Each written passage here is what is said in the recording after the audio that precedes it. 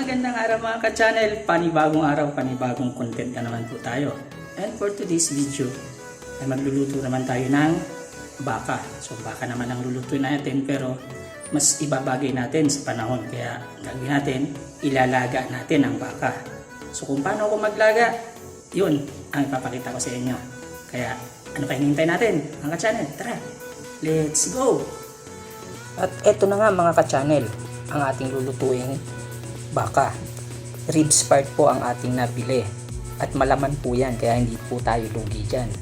Malinis na po yan kaya umpisa natin ilagay sa kawali at lagyan natin ng 1.5 litro ng tubig.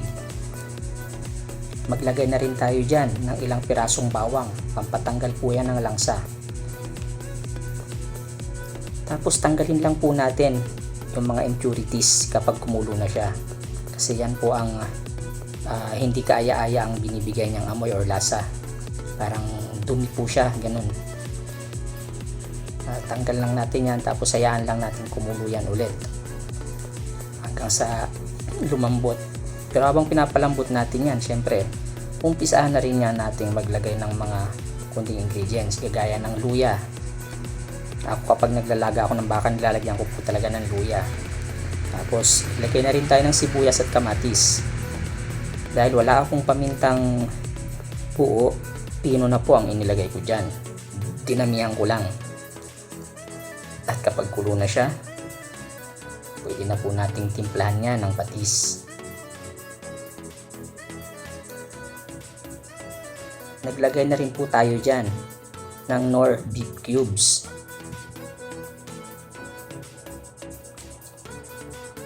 At tinagdagan po natin yan ng konting asin dahil kanina tinikman ko medyo maalat pa, medyo matabang pa siya kaya ayun, nagdag tayo ng asin. Okay na po yan mga ka-channel.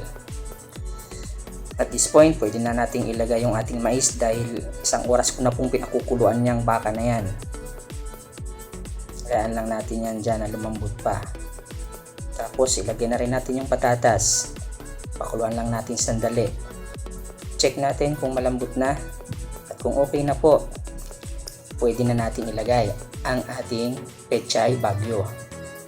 Kahit anong kulay naman na gusto nyong ilagay, pwede naman. Pwede kayong maglagay ng bagyo beans, repolyo, o mismong pechay. Sa inyo po yan. Sa akin okay na yung pechay bagyo. Lalo na yun po ang available. Medyo may kamahalan nga lang, pero para may iba naman. Naubos na po kasi yung mga pechay na tanim dyan sa labas. Kayaan lang po nating maluto yan. Once na ganyan na po siya, parang half cook na siya, pwede na nating ilagay dyan yung ating siling green o yung siling haba. Ilalagay po natin yan dyan at pakukuluan lang natin yun ng 1 pang minuto.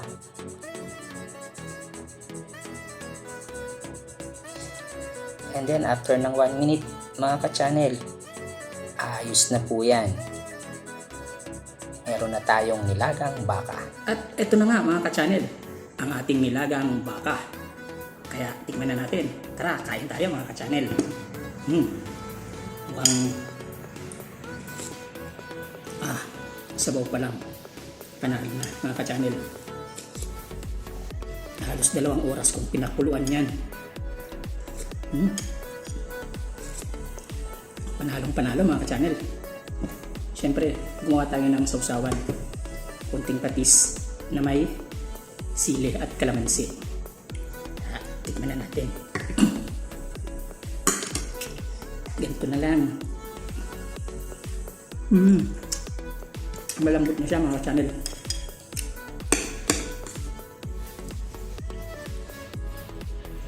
Ayos na ayos.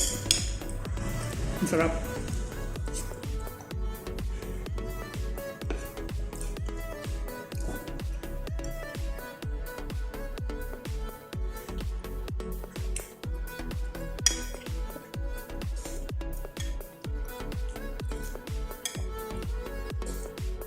Hindi ko mapigilang humigop ng sabaw kasi ang purpose ko talaga yung sabaw.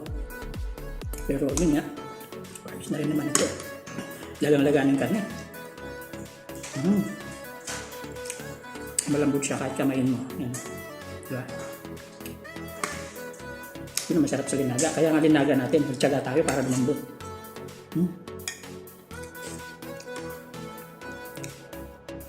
Yung mais.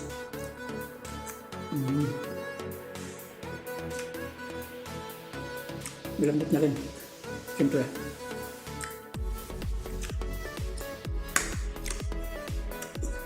Isa na namang masarap na recipe ang ating nagawa mga ka-channel. Ganun lang ako maglaga ng baka. Kaya maraming salamat sa panonood. Hanggang sa susunod. Salamat!